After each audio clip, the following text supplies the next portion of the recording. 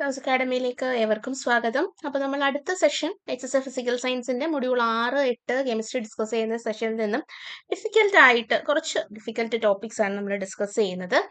ആദ്യത്തേത് radio active disintegration series. Radio active disintegration series അതായത് ഒരു റേഡിയോ ആക്റ്റീവ് എലമെന്റ് തന്നിട്ട് അത് ഏത് സീരീസിൽ പെടുന്നു എന്നുള്ളത് ചോദിക്കും. പ്രധാനമായിട്ടും 4 സീരീസ് ആണ്. ഫോറൻ സീരീസ്, അതിനെ പറയുന്നത് തോറിയം സീരീസ് എന്നാണ്. Foreign series, thorium series. Then foreign plus 1, neptunium series. അടുത്തത് ഫോറൻ പ്ലസ് 2, യുറേനിയം സീരീസ്. അടുത്തത് ഫോറൻ പ്ലസ് 3, ആക്ടീനിയം സീരീസ്. ഇത്രയും സീരീസുകളാണ്. ഒരു റേഡിയോ ആക്റ്റീവ് മൂലകം നിങ്ങൾ തന്നിട്ട് ഇത് ഏത് സീരീസിൽ പെടുന്നു എന്ന് ചോദിക്കും.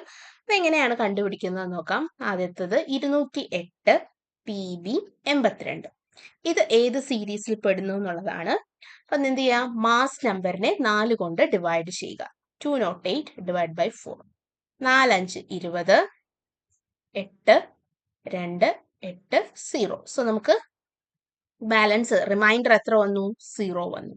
റിമൈൻഡർ മാസ് നമ്പറിനെ 4 കൊണ്ട് ഡിവൈഡ് ചെയ്യുമ്പോൾ റിമൈൻഡർ 0 ആണ് വരുന്നതെങ്കിൽ അത് ഫോറൻ സീരീസിൽ പെടും. That means thorium series.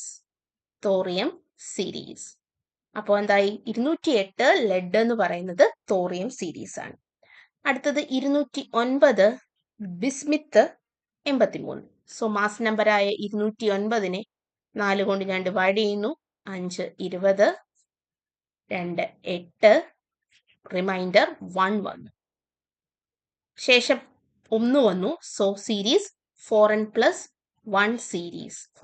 1 series എന്ന് പറയുന്നത് നെപ്റ്റ്യൂണിയം സീരീസ്. അടുത്തത് 206 Pb82. മാസ് നമ്പറിനെ 206നെ 4 കൊണ്ട് ഡിവൈഡ് ചെയ്യുന്നു. 20, 4, റിമൈൻഡർ 2 വന്നു. സോ റിമൈൻഡർ 2 വന്നാൽ ആ series foreign plus 2 series, that is uranium series. അടുത്തത് 207 Pb82. മാസ് നമ്പറിനെ 207നെ 4 കൊണ്ട് ഡിവൈഡ് ചെയ്യുന്നു. 5 20, 1 3, റിമൈൻഡർ 3 വന്നു. റിമൈൻഡർ ശേഷിപ്പ് 3 വന്നാൽ ആ സീരീസ് ഫോറൻ പ്ലസ് 3 സീരീസ് ആണ്, ആക്ടിനിയം സീരീസ്. അപ്പോൾ ഒരു മൂലകം തന്നിട്ട് ഏത് ഡിസ്ഇൻറ്റഗ്രേഷൻ സീരീസിൽ പെടുന്നു എന്ന് ചോദിക്കാം. ഈ തന്നിരിക്കുന്ന 4 സീരീസിലും നാച്ചുറൽ ആയിട്ടുള്ളത് തോറിയമാണ്. ബാക്കി നെപ്റ്റ്യൂണിയം, യുറേനിയം, ആക്ടീനിയം, നെപ്റ്റ്യൂണിയം മാത്രമാണ് ആർട്ടിഫിഷ്യൽ. യുറേനിയം, ആക്ടീനിയവും നാച്ചുറൽ ആണ്. ഓക്കെ, തന്നിരിക്കുന്ന സീരീസിൽ നെപ്റ്റ്യൂണിയം മാത്രം ആർട്ടിഫിഷ്യൽ, ബാക്കി 3ഉം നാച്ചുറൽ. അതൊന്ന് നോക്കുക. സോ അത് കുറച്ച് ട്വിസ്റ്റിംഗ് ആയിട്ടുള്ളതാണ്. അതൊന്ന് ഓർത്ത് വെക്കുന്നത് നല്ലതായിരിക്കും. ഓക്കെ, അടുത്ത ഒരു ടോപ്പിക് എന്ന് പറയുന്നത് EZ നോമൻക്ലേച്ചർ ആണ്. EZ നോമൻക്ലേച്ചർ ചോദിക്കാൻ സാധ്യതയുണ്ട്. അത് ഒരു ഡിഗ്രി ലെവൽ എക്സാമിൽ നിങ്ങൾ 2 കൂട്ടർ ഫിസിക്സുകാരും ഉള്ളത് കൊണ്ട് നമുക്കൊരു ഇച്ചിരി ട്വിസ്റ്റിംഗ് ആയിട്ട് തന്നെ വരുന്നതാണ്. E and Z nomenclature simple ആണ്, കാര്യം മനസ്സിലാക്കിയാൽ. E and Z nomenclature. C double bond C COOH H Cl Br. ഇത് Z ആണോ E ആണോ? അപ്പൊ നമുക്ക് നമ്പർ ചെയ്യാം. ഇതിൽ 2 കാർബൺ ഉണ്ട്. ഇതിൽ ഫസ്റ്റ് കാർബണിൽ അറ്റാച്ച് ചെയ്തിരിക്കുന്ന COOH-ഉം H-ഉം. ആ സിയിലേക്ക് ആദ്യം അറ്റാച്ച് ചെയ്തിരിക്കുന്ന എലമെന്റ് C ആണ്. ഇവിടെ H ആണ്. ആറ്റോമിക വെയിറ്റ് കൂടുതൽ സിക്കാണ്. സോ പ്രയോറിറ്റി 1 അയാൾക്ക്, രണ്ടാമത് H. ഇനി ഇവിടുത്തെ നമ്പറിങ്ങിൽ ക്ലോറിൻ ബ്രോമിന് വെയിറ്റ് കൂടുതൽ ആർക്കാണ്? ബ്രോമിനാണ്. സോ അയാൾക്ക് പ്രയോറിറ്റി 1, ക്ലോറിന് 2. സോ എന്താണ് പ്രയോറിറ്റി ഗ്രൂപ്പ്സ്? മോസ്റ്റ് പ്രയർ ആയിട്ടുള്ള 1 ഗ്രൂപ്പ് ഓപ്പോസിറ്റ് വന്നു. 1 and 1 ഓപ്പോസിറ്റ്, 2 and 2 ഓപ്പോസിറ്റ് വന്നു. അങ്ങനെ ഓപ്പോസിറ്റ് വന്നാൽ എന്തായി? അത് ഇ ആയി. ഇ ആണ് ഇതിന്റെ നോമൻക്ലേച്ചർ. മീൻസ് ഇ ആണ് ഇതിന്റെ നൊട്ടേഷൻ കോൺഫിഗറേഷൻ. അടുത്ത ഒരു ഉദാഹരണം നോക്കാം.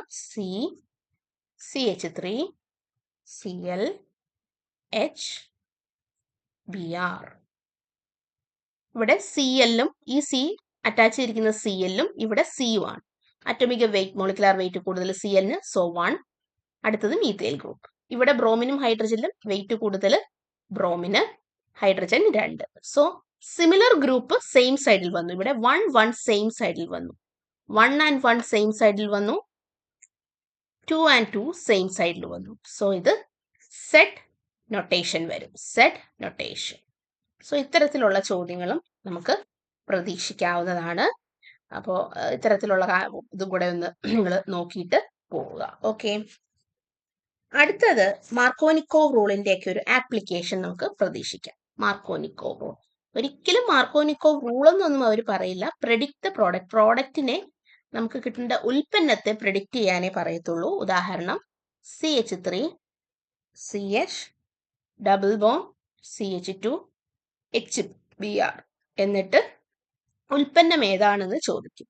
സോ നിങ്ങൾ ഈ ആൽക്കീൻ ആണ് HBrന്റെ ആൽക്കൈൽ ഹാലൈഡ് ഹൈഡ്രജൻ ഹാലൈഡിന്റെ അഡീഷൻ തരുമ്പോഴത്തേക്ക് ഓർക്കണം മാർക്കോനിക്കോവ് റൂള് വേണം നിങ്ങൾ അപ്ലൈ ചെയ്യാനായിട്ട്. മാർക്കോനിക്കോവ് റൂള് പറയുന്നത് ഇത്തരത്തിലൊരു അൺസിമെട്രിക്കൽ ആൽക്കീൻ വരുമ്പോൾ നമ്മുടെ റിയേജന്റിന്റെ നെഗറ്റീവ്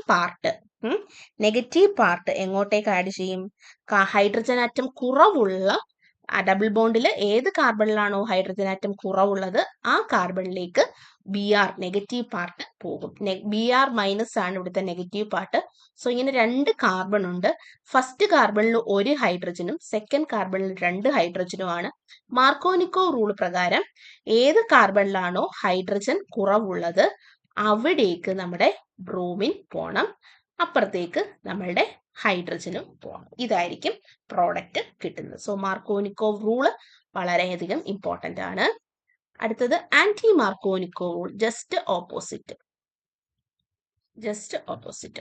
അങ്ങനെയാണെന്ന് നമുക്ക് നോക്കാം.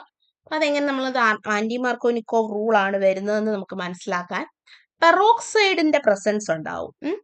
നിങ്ങളുടെ കോമ്പൗണ്ടിന്റെ റിയാക്ഷൻ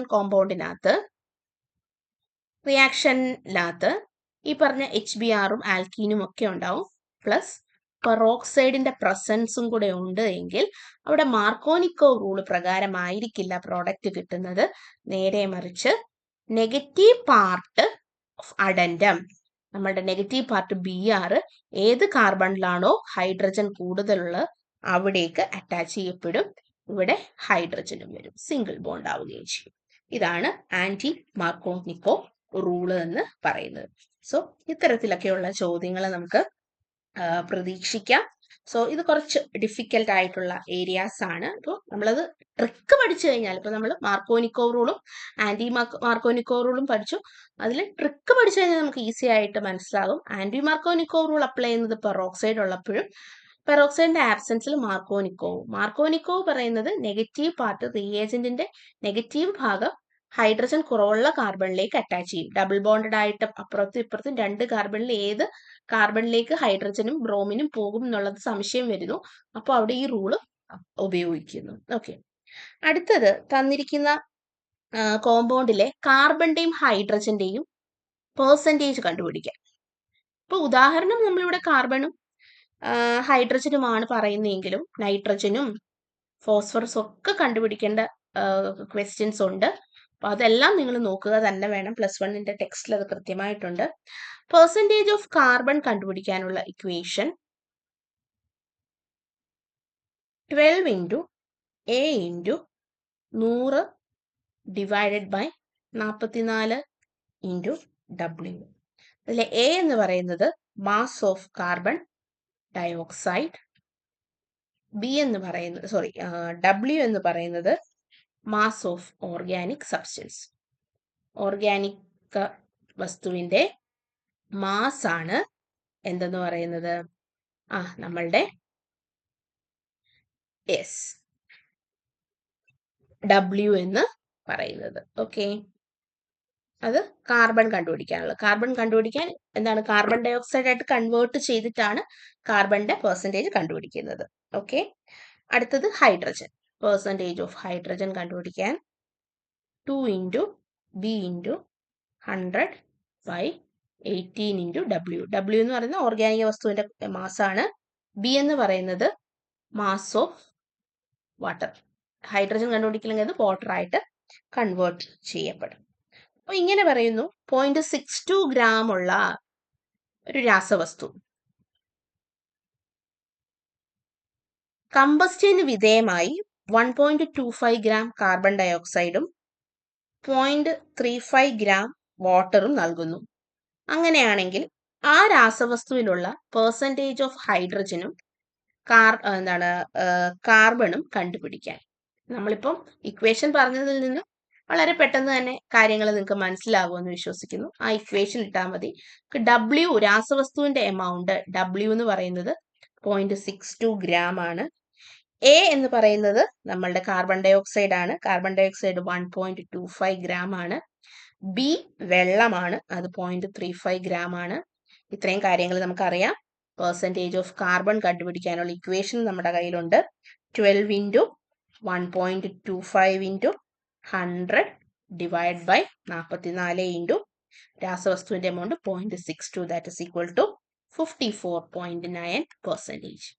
പെർസെൻറ്റേജ് ഓഫ് ഹൈഡ്രജൻ കണ്ടുപിടിക്കാനായിട്ട് 2 into 0.35 into 100 divide by 18 into 0.62, that is equal to 2.41%.